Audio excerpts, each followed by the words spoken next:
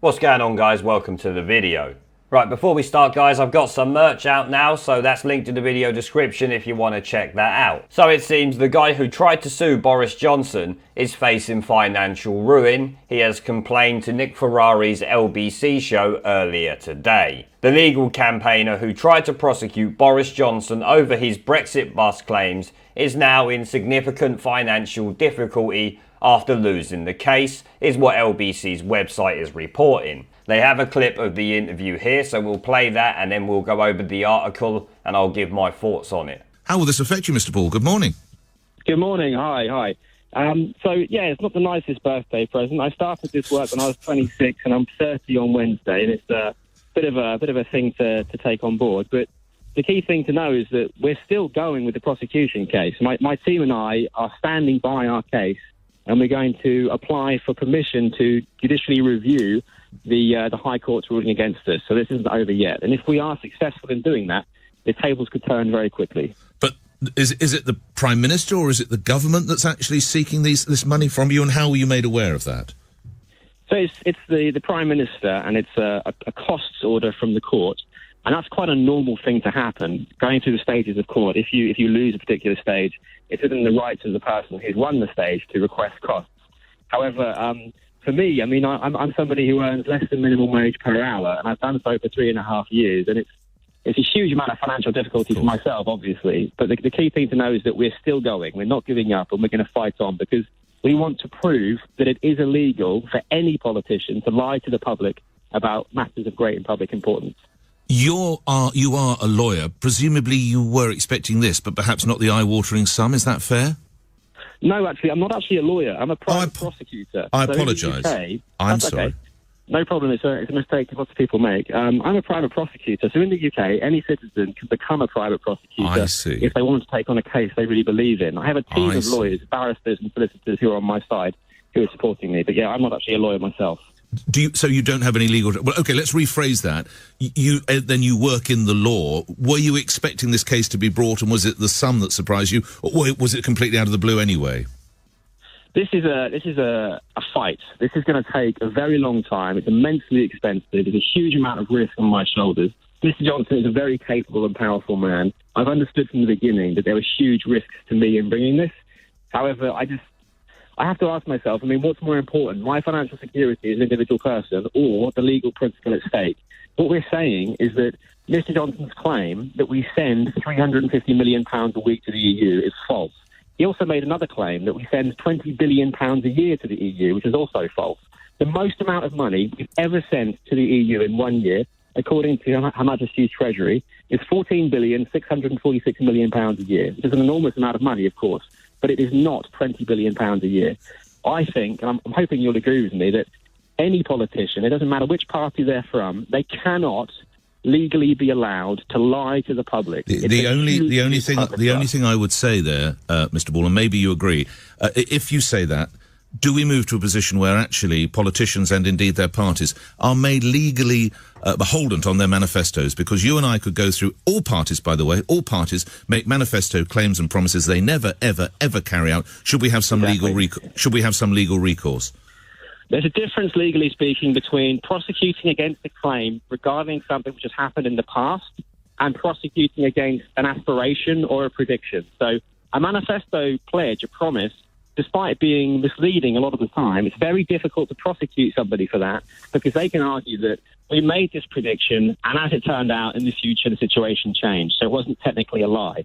But if you are, as Mr. Johnson, as we accuse Mr. Johnson of doing, if you're commenting on financial figures being sent to the EU every year, which has been happening for decades, and if you have the figures in front of you and you're lying about those figures, that's a completely different type of lie. So there you see, this whiny little brat is pissing and complaining because he lost a court case and now he's financially in the shit. At the end of the day, mate, I don't feel sorry for you. You decided to take this case on, likely knowing what would happen if you lost and the fact that you would have to pay up. Now that you have lost and you've got to pay up, you're out there complaining. It doesn't matter how much people have said or what Boris said or what any other politician said in the lead up to the referendum. People voted the way they did because they wanted to. It's got nothing to do with numbers. At the end of the day, if Boris would have said 100 billion, 10 million, 10 billion, 2 billion, 5 billion, it wouldn't have mattered. People still would have considered, why are we paying them money? Let's leave so we don't have to pay them money and we can spend that money here in the UK. And your legal team that are working with you and trying to help you because they feel this and that, no, you're just paying the bills for them. You're now in the shit and they're laughing all the way to the bank at the end of the day. It's a win-win for the lawyer. Yes, they would rather win it, of course. But if they lose, they still get paid. At the end of the day, you don't get paid if you lose. You're paying up. And that's what you're seeing happening now. So no, people shouldn't feel sorry for you. I don't know how you got the cheek to come on LBC and even complain about this. You reap what you sow.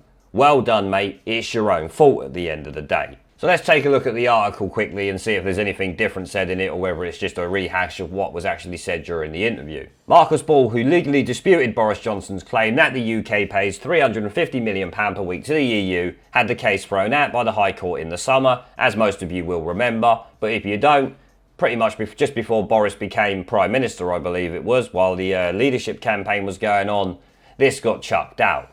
Ramona's Ramoned, but at the end of the day, it got chucked out, and now this guy's salty because he's got to pay. He told LBC presenter Nick Ferrari that having lost the case, he's now facing financial ruin. Oh well, you reap what you sow, as I've said already. This is your own fault, and no one should feel sorry for you. This, he said, is because the Prime Minister went forward with a cost order, although that is quite a normal thing to happen if you lose a particular stage. Ball told Ferrari how hard it is hitting him. Well, it's a normal thing to happen, and let's be honest, Boris has to go forward with a cost order, because we are not paying for your stupid court case, mate. Why should the taxpayer have to fund this shit? When you brought this case against the government, or against Boris, who is the government, why should we pay? You have to pay. At the end of the day, you brought the case, you lost, you pay the bills. That's your own fault. No one's going to feel sorry for you. Boris shouldn't have paid. He did the right thing. As you said yourself, it's quite a normal thing to happen if you lose a particular stage. He said, I'm somebody who earns less than minimum wage per hour. I've done so for 3.5 years, as you all heard in the video. But my response to that would be, if you're earning minimum wage, why are you taking court cases to the High Court, you fucking idiot? I would never take someone to the High Court because I know I lack the funds to do it. You heard him bitch about his huge amount of financial difficulty. No one cares. Despite this, Ball said he's still going to pursue the prosecution case, as you heard in the video, because he's a fucking idiot. Why? Why would you do it? It doesn't make any sense. You do not stand to benefit from going down this route. You heard him say he's going to apply for permission to a judicial review, the High Court's ruling against them, which means he's going to go to the Supreme Court. And I'm sorry, they sided with Gina Miller. They're not going to side with you on this. It's not going to fly. There's no way they're going to be able to wangle it that two cases like this manage to go past the High Court, get rejected, and then get approved in the Supreme Court. They did it once. They even said this would be a one-time ruling because they needed to do something, clearly. It's not going to happen again. He added the tables could turn quickly. No, they're just going to turn quickly against you and you're going to end up owing even more money. They want to prove it's illegal for any politician to lie to the public about matters of great public importance. Well, everything a politician says or does is of great public importance since the public elect them, you idiot. So if you want to go down that route, we'll prosecute every single politician every time they lie and there'll be no politicians left because all they do is fucking lie. Let's be honest, you idiot. This is why it will never fly. He told Nick Ferrari that it's immensely expensive. Well, stop doing it then. And that Boris Johnson is a very capable and powerful man, but it's worth continuing the fight. Him being a capable and powerful man is irrelevant. You're talking about legal shit. His capability or power as a man shouldn't matter in that. We're talking about the law. It being expensive is the reason why you should stop, because you don't have a fucking leg to stand on. He said, what's more important, my financial security as an individual person or the legal principle at stake? Well, the High Court decided you didn't have a legal principle, so I'd say that your financial security should be your number one importance right now. Why would you continue this when the High Court has told you not to and you're already in financial ruin? It's like shooting yourself in the foot after blowing your head off. It doesn't make any sense. And as I mentioned earlier, you heard him go on about his 20 million a year or 20 billion a year to the EU, which is actually more like 14 billion. But like I said earlier, it doesn't matter how much money it is. We don't want to send that money to the EU. We'd rather keep that for people in the UK to spend on things around here. So, yeah, fuck off, mate. That's not going to stand up. People don't care about what Boris said during the referendum. We only care about getting out of the EU, which is what people voted for.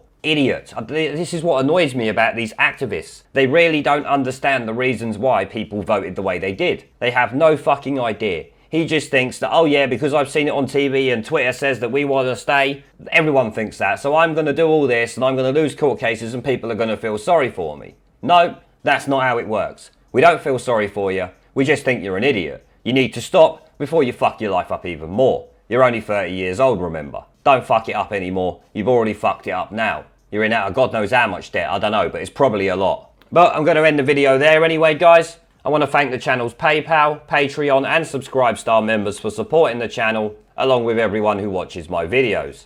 Let me know what you guys think down in the comment section below.